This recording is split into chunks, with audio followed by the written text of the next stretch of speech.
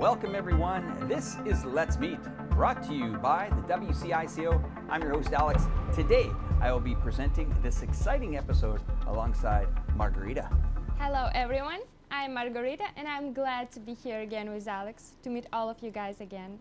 In today's episode, we will follow the footsteps of foreigners living in Chongqing to experience the practice of China's whole process people's democracy in the city. Listen to the story of Jura Kai Wood, a Canadian teacher and writer living in Chongqing. Experience a unique vertical marathon in Chongqing. Recently, the Standing Committee of the Chongqing People's Congress organized an event called For Nationals. Visit to Chongqing People's Congress.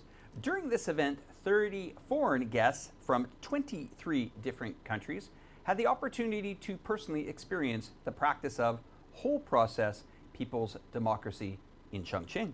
Alex, I know you've recently been involved in filming several projects about China's democratic system.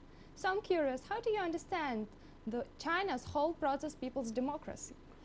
My experience with my first episode that I recorded the documentary of, the students had the ability to help along this process and their voices were heard, which was amazing to see that they play a part in China's democracy. Wow, thanks for sharing, Alex.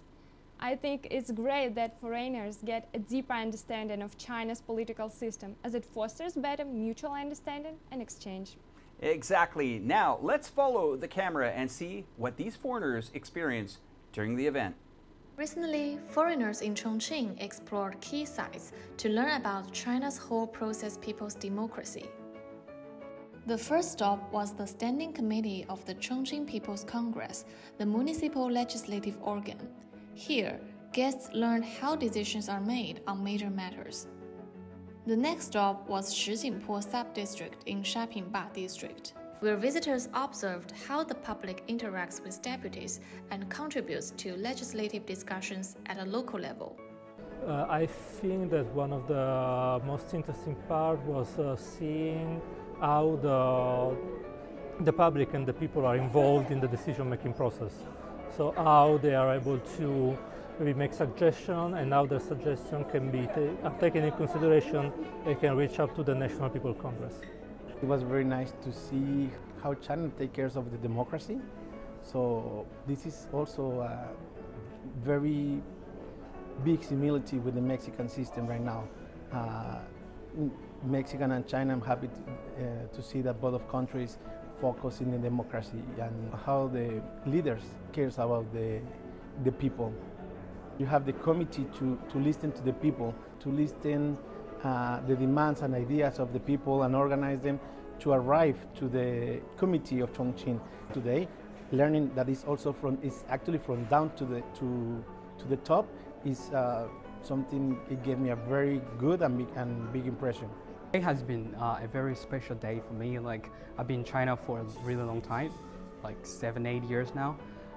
But it is my first time to actually enter the Congress, see how the lawmaking progress is done in Chongqing. The most amazing thing that I learned today is that when a new law comes in, they have to go really down to the lowest level possible to hear what the normal local person has to say about the law is amazing, because it's a lot of people, but making sure that every single one of them is involved in the process of lawmaking, it's incredible. Today on Faces of Chongqing, we will continue the special series, China, an opportunity through opening up. Today, we are meeting a Canadian in Chongqing, Jura Kai Wood. Wood has lived in Chongqing for over 10 years.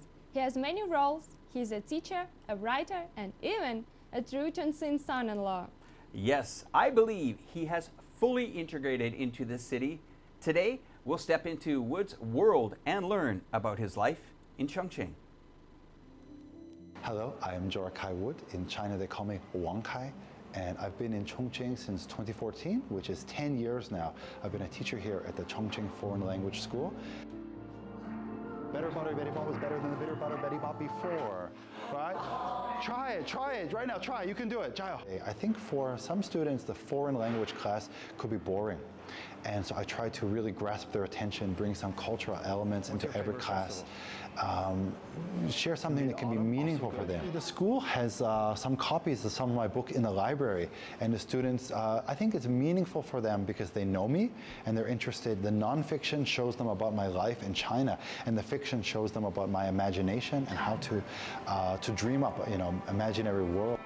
To protect his empire, do your best, Chayo. I'll see you again, okay? Okay, good luck. Bye-bye. Bye-bye. Have a good summer, okay? Good luck. Bye-bye. I think being in China for so long has taught me really the importance of family relationships.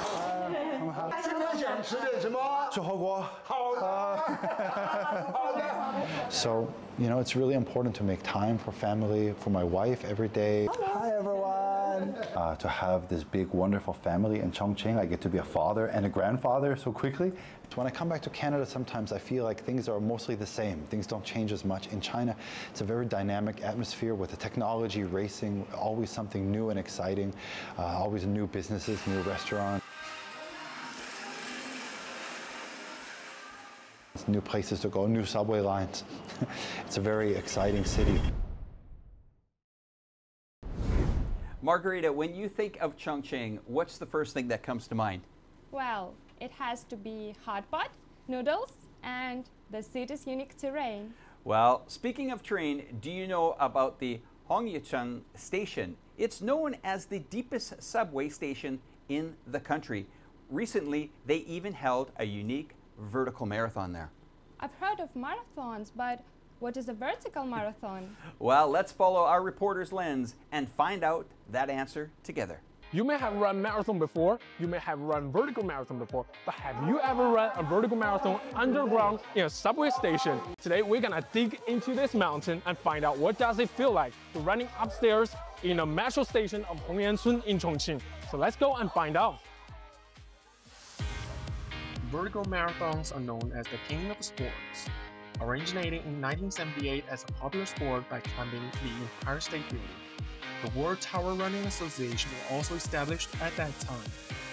It has grown to involve millions of runners worldwide.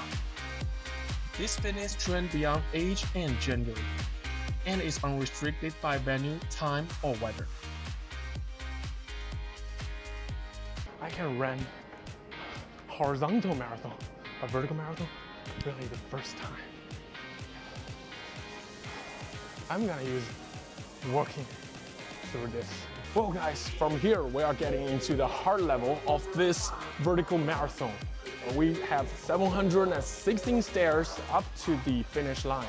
So needless to say, I gotta go. Keep up. Oh, I'm sweating.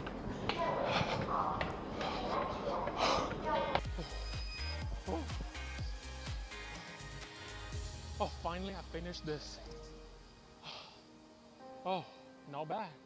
I think I got a little rusty, but it's cool.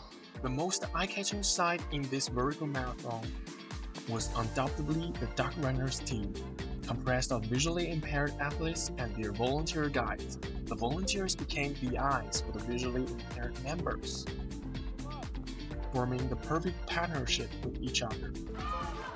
The progress made in sports for the disabled not only embodies a city's inclusiveness and diversity, but also motivates people of all abilities to participate in sports. These positive developments fill me with warmth and inspiration. And finally, we will review the week's international hot topics related to Chongqing. This week, Chongqing continues to capture international media attention. Investment activities by U.S. enterprises in Chongqing have also become a focal point of international media attention this week. The roundtable held in Chongqing by the National Development and Reform Commission and senior executives of American multinational corporations attracted coverage from Xinhua, People's Daily Online, and CGTN, underscoring Chongqing's key role as a hub of an open economy. Chongqing Tour for Chamber of Commerce and Industry along the new international land-sea trade corridor attracted delegations from 15 countries to Chongqing, drawing coverage from CGTN and China Daily. The reports showcased Chongqing's pivotal role in international trade and the new opportunities emerging from the development of the new international land-sea trade corridor. 2024 CFA Team China International Women's Football Tournament. Yangchuan has attracted significant coverage from Vietnamese media, with outlets such as Bao Thanh Nguyen, The Voice of Vietnam, Vietnam Net, providing dynamic updates on Vietnam's team performances in Chongqing. While Xinhua has highlighted the impressive performances of China International Women's Football Team, those international coverages further enhance Chongqing's influence in global sports events. That's all for today's show. Thank you, everyone, for watching, and thank you, Margarita, for joining us. Thank you, Alex, and thank you all for your support. Let's meet, showcasing new Chongqing to the world. I'm your host, Alex. Thanks for watching. Goodbye. Bye-bye.